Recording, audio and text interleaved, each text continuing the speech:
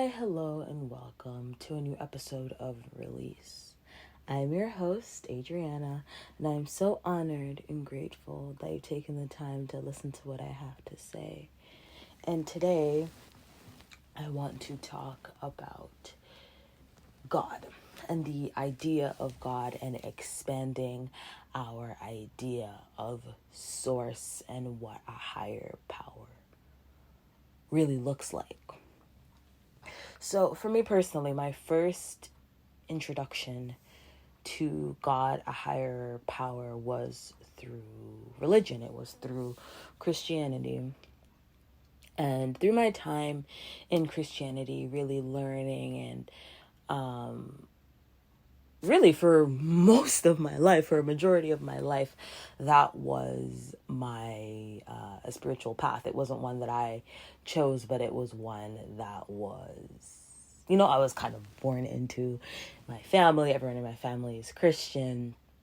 And even if they don't necessarily claim to be Christian, they still loosely follow the idea of Christianity. So for me, after a while of learning about Christianity and watching church people and watching how, let's say that the ordained, so bishop, the pastors, deacons, etc., how they behaved in accordance to the word and what they emphasized and what they didn't really talk about, stuff like that, I realized that religion in itself really does limit the perception of divinity. And I just want to clarify that what I'm talking about is from my own perspective, which is Christianity. And I know that I've talked to people that are Muslim, so I can say that from the conversations I have had, that other Abrahamic faiths, Abrahamic religions also share this similar sentiment, that religion it causes you to look at life in a really limited perspective, and honestly makes you look at yourself in a really limited way, because when you are offered the idea of God as a baby Christian, when I say baby, it doesn't have to be a child. For me, like I said, I was born into it, so I was a baby. But some people, whenever they discover this religion, you are basically told Jesus died for your sins, and basically now your life goal is to appease and to follow the commandments and to follow the law, quote unquote, the law of the Bible, so that you will get to go to heaven. And the goal of being alive is not to enjoy the experience as a human and to figure out what you want to do. Your goal as a human is basically not important in this realm. It's just about doing the right thing, being the right thing, and getting to heaven. And that really threw me and still throws me for a loop, because if you are living for something, right, you spend your whole life, let's say that you are alive for 80 years and you are born into this religion, and for 80 years your only goal is to get to heaven, so you do all the things that you're supposed to do, and you're supposed to be fulfilled with just this concept, and on your deathbed you feel as though you haven't really lived your life, because in reality, you really haven't lived your life. Christianity, or what I have learned, again, I did not go to Bible school. This is just about my own experience and what I have picked up over the years. I'm not going to say, all that I'm saying is fact and it's written in stone. I'm just saying things based on my own experience.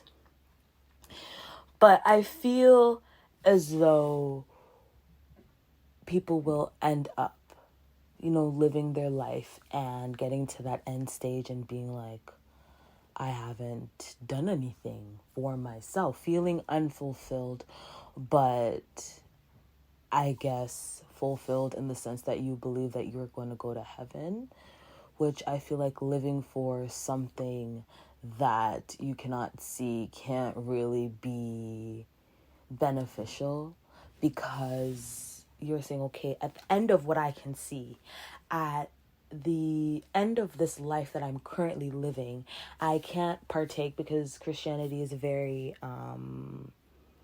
specific about separating the world and those that are not in the world. So Christians, separating they from us, just a lot of separation. And to me, what I have seen is that separation is one of the largest control tactics, because if you pit people against each other, then they don't really have the time to see that, like, all they're fighting for is, oh, I'm right, you're wrong, I'm right, constantly, without even recognizing how right and wrong isn't the priority right now. I feel like my priority is about feeling good and feeling aligned with my own moral compass. And I feel like a lot of people, I have heard people say, it's always a very strange argument. It's always sort of like, oh, but if we didn't have the Bible, or if we didn't have insert governing text here, then people would go crazy. We would be killing, we would be stealing, we would be committing adultery, we would be going wild, like we need this. And my question is always, are those things that you enjoy? Are those things that you think, oh my God, I need to hurt someone, or I need to do this thing? Are those things that you think about in your day-to-day life? If those are things that you think about in your day-to-day life, I think you have bigger fish to fry. Because I would hope for the average person, those aren't things that that we are really thinking about. Even for me, like, I think about the things that I did as a child, even before I had any real understanding of what I should be doing or how I should present myself. Of course, my parents had a very large say in how I presented myself in the world as a child, but I don't think that I don't remember ever really having the urge to do things that are so wild and quote unquote outlandish, because I wasn't able to comprehend the Bible or comprehend the commandments or whatever. So I feel like that is always a very interesting conversation to have, because it boils down to, who are you when no one else is watching? Who are you when you are just allowed to be? Because I feel like Christianity, what I've experienced, is that you get to kind of ignore accountability.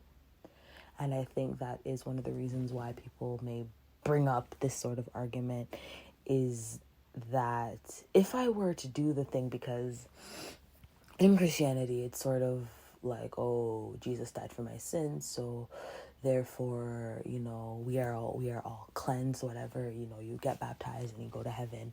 So it's sort of like, oh, I do this thing, then I can go repent and I'm good. I'm back on track. So it's sort of like, I can do all these things and all I have to do is beg for forgiveness, and then all is good. I'm right back to where I need to be, right? There's no real reason to really, really take accountability, because whatever you do is forgiven. Like, there's no consequences for whatever you do. And that sort of rubs me the wrong way, Because, yes, you're not supposed to walk around with guilt and shame, and I've talked about it on here. But I think there's a difference between understanding and owning up to what you have done and working to be a better person versus just saying, oh yeah, I stole. But, I am covered in the blood of Jesus, so I'm just going to go home, do a little repenting prayer, do a little this, a little that, and then, call it a day. Next day, new me. I feel like that allows Christians to be arrogant and, I'm not going to say Christians. It can cause people to be a little bit arrogant and be on like this little high horse. I feel like that's one of the reasons why I have said that I find Christianity to be a little bit hypocritical, because there are people that, they do certain things that they're condemning other people doing. But because they have asked for forgiveness, because they have repented, they believe that they are in a better position than the person that is currently, quote unquote, struggling with what is going on. And honestly, besides that whole idea, another thing that I have recognized with my, as I said, introduction to God with Christianity is that the idea of God is also rooted in fear, because you're given the ultimatum. It's either you want to go to heaven or you want to go to hell. You either want to live an eternal life or you want to go to hell and burn for eternity.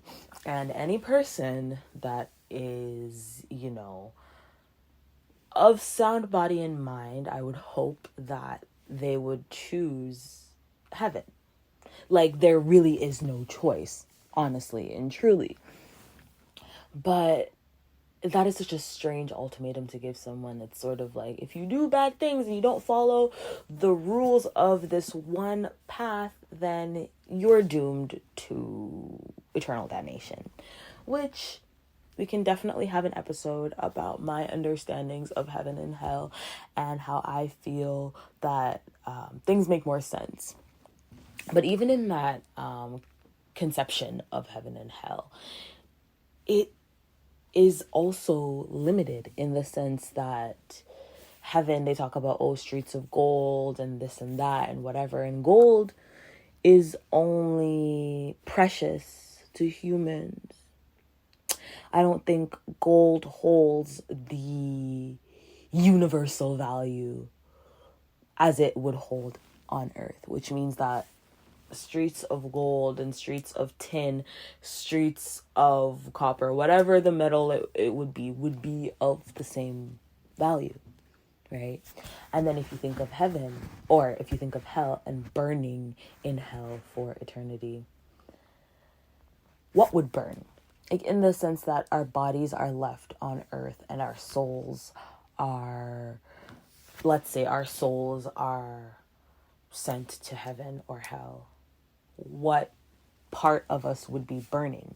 We feel all of our touch is found in the skin. We have to be alive to feel. So what would be burning? Those are just questions that I have that I feel like really kind of squashes the rhetoric of heaven and hell, period. But if you think about it like that, it's just a very strange thing to build your life around or build your life towards, because you don't know what it is. And if you aren't living this life that you currently have and you are expecting to live this luxurious life after you're dead, I don't think it's fair to you. I'm not saying that you have to go out and you have to party and you have to do all the rebellious, quote unquote, things to live a good life. I'm just saying that you should be able to choose what you do without fear of, someone holding like a poker over you and being like, you have to do the bad thing, blah, blah, blah, or a little angel or a little devil on your shoulders, or whatever it is, however you see it, however you can conceptualize it. I just feel like those two things being given to you, especially at a young age, really messes with you, and it causes you to have a lot of fear. And a lot of Christian children are even conditioned to be like, oh, you have to obey your parents.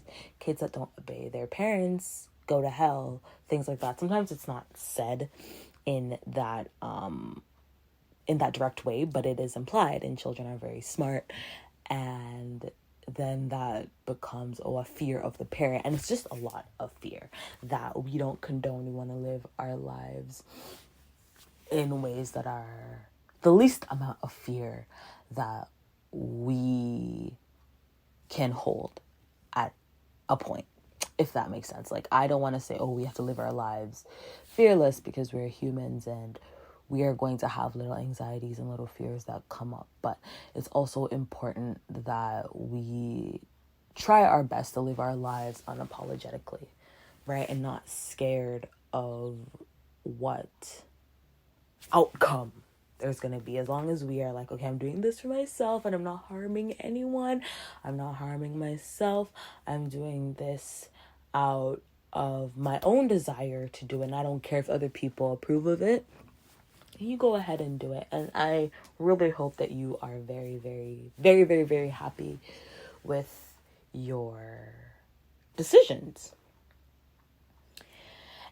And also, another thing about God and being in God, let's say in God, in understanding, in exploring a higher power, I realized that the God that was being shown to me in church was a man in the sky.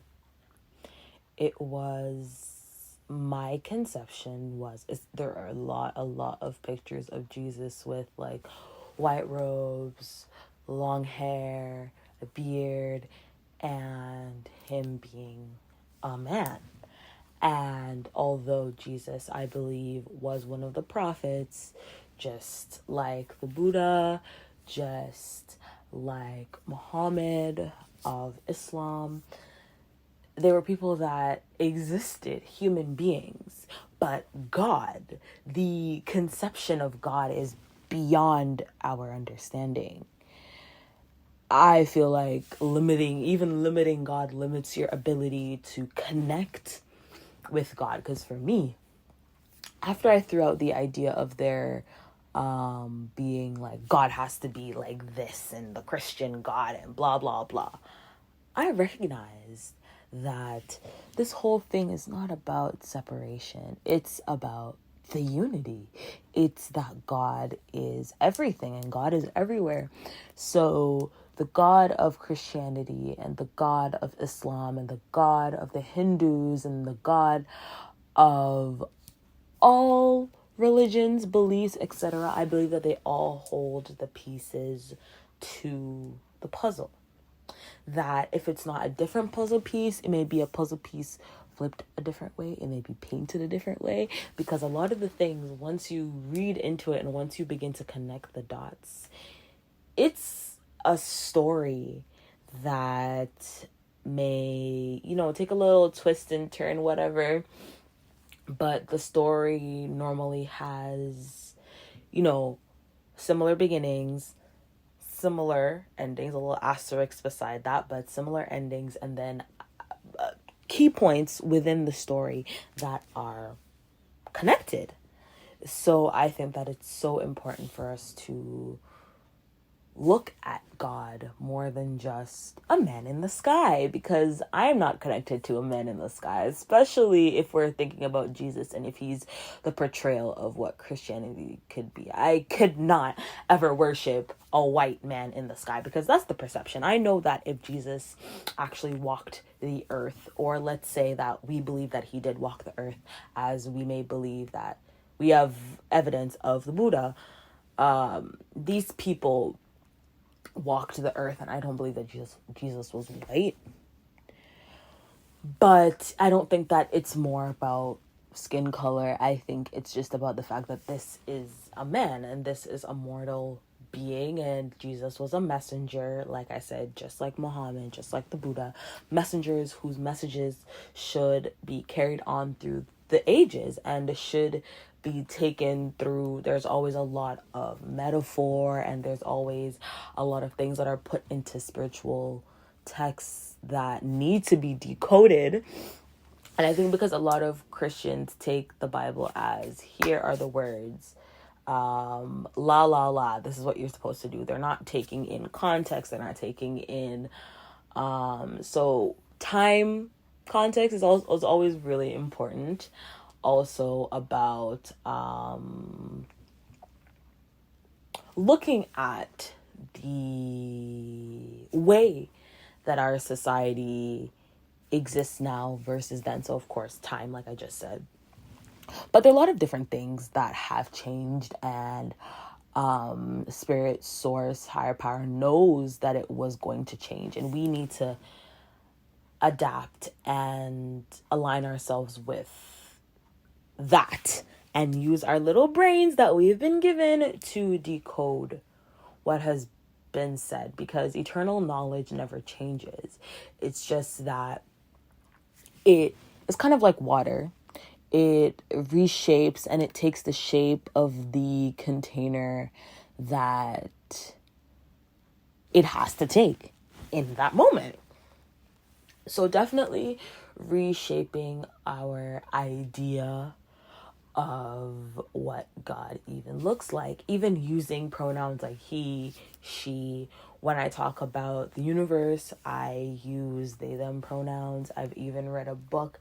I think it was a book by Rumi, and I actually can't specifically remember. So I think it was Rumi, but I don't 100% remember. But the author of the book was saying that God can even be referred to as it. And that may be blasphemous for some people, but it can be so many things. You describe the ocean as it. You can describe the moon as it. It is just a way, it's just a word, it's just a descriptor, an adjective, a pronoun.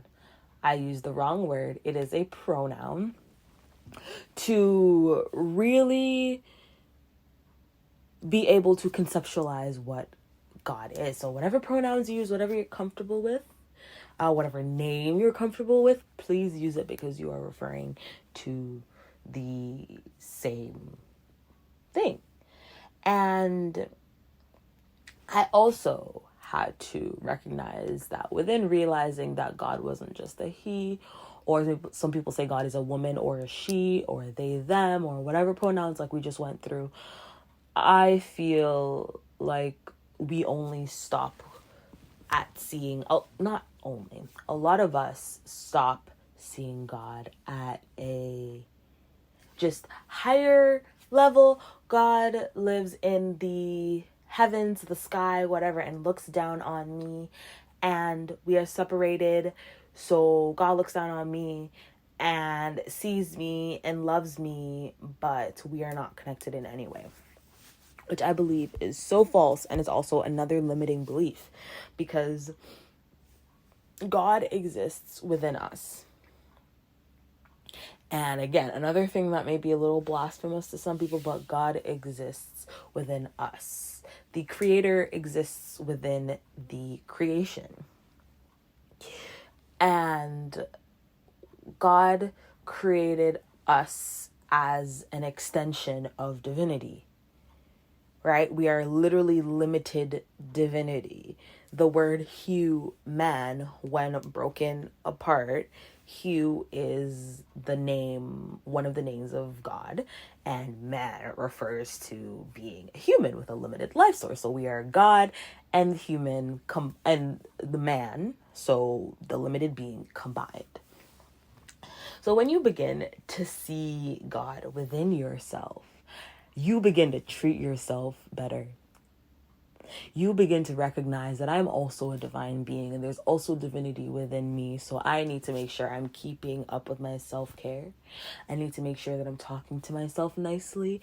I need to make sure that I am eating correctly. I need to make sure that I'm drinking lots of water. I am going into nature. All of those things. Treating ourselves as temples. And then once you start to see yourself as a divine being, you start to realize and recognize the divinity within other people. There is a Mayan phrase that is in La Kesha Lakin, and it means I am you, you are me. So creation is the mirror where we see ourselves. We are the only way that God is able to see and explore existence, because we are the only beings that are able. I'm not saying that we're the only beings in the universe.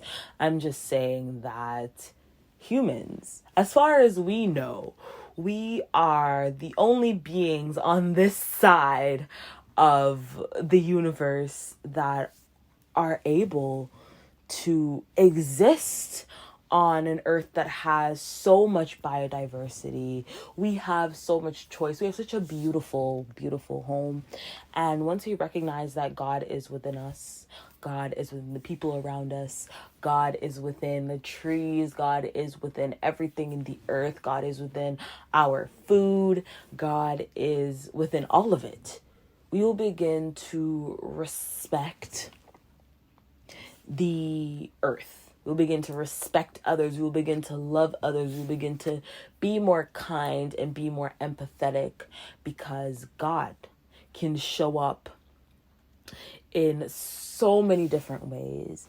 And our whole existence is about finding out what this experience is like, searching for your real, true, honest, deepest desires, searching for what you love, searching for how to be better day by day. We're not here to stick to a specific timeline. Yes, we may believe in destinies and what is to be, but besides that, you're here to experience what it is like to be human, how it feels to be God within a limited sense. How do you access your divinity within that humanity? And for some people, it may be, oh, I meditate. And meditation looks different for everyone. Meditation has a different name for everyone. Some people may say, oh, I pray. But prayer, meditation can also be prayer. There's so many other names that can be the same thing. So it is so important for us to explore ways in which we can connect to ourselves, because connecting to yourself is literally a direct connection to spirit, direct connection to source, direct connection to a higher power. And that's really all that I want to say. I think that we should just take some time during these next few weeks, during this month, because it is a new month, Happy July. It is so important for us to take some time for ourselves. As much time as we are able to give, and then if it's 5 minutes, you stick with that 5 minutes, you create a daily practice around spending 5 minutes meditating, or 5 minutes just being silent, or 5 minutes listening to a video about spirituality or meditating or whatever it is. You take that time and you create it into a specific and consistent routine, and just watch how things will slowly start to come to the surface, and you will realize the beauty and the magic in existing, because existence is so magical. And you are magic, and we are all magic, and I'm so happy that you are here, and I love you so much, and I'll catch you in the next episode. Bye.